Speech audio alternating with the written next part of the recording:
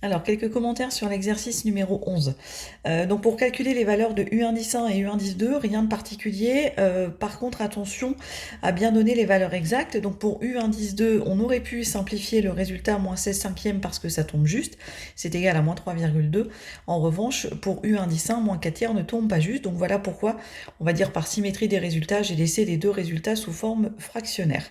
Pour la question 2, donc la valeur initiale à la ligne 2 de U, eh bien c'est 0, puisque le premier terme de la suite est U indice 0 égale à 0. Et pour la ligne 4, donc comme je vous ai déjà expliqué, vous transformez en fait la relation par récurrence. Donc ici U indice n plus 1 égale moins U indice n moins 4 sur U indice n plus 3. Vous la transformez en langage Python, donc écriture en ligne, la division c'est le slash, et vous enlevez les indices en fait, tout simplement. Alors la question 3, donc il fallait d'abord calculer V indice 0. Donc là, pas de difficulté particulière, on connaît U indice 0. Alors pour la petite b, attention au début pour la méthode.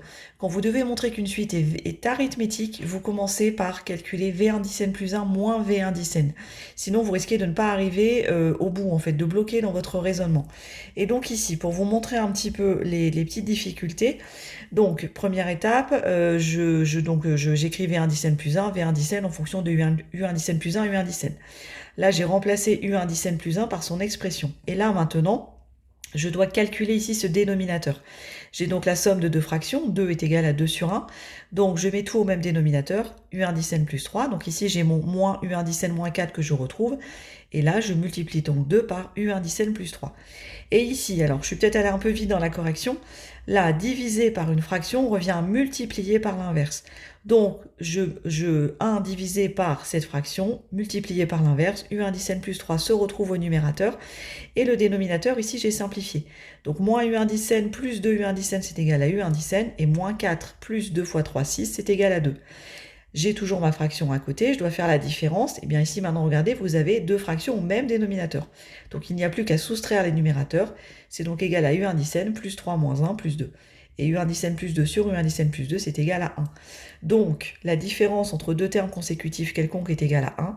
Donc, la suite V indice n est bien une suite arithmétique. La raison, c'est R égale à 1. Et le premier terme, on l'a calculé dans la question petit a. Du coup, dans la question petit c, donc on retrouve la question exprimer U indice n en fonction de n.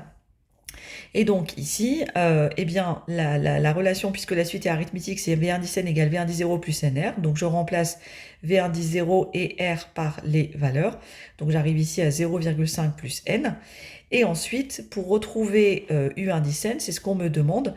En fait, je vais inverser la relation qui est là. D'accord? Donc produit en croix. Ici, ça fait donc 1 sur V indice n qui est égal à U indice n plus 2. Je n'ai plus qu'à passer le plus 2 de l'autre côté et j'obtiens la relation. Et donc ensuite, la conjecture se fait avec la calculatrice.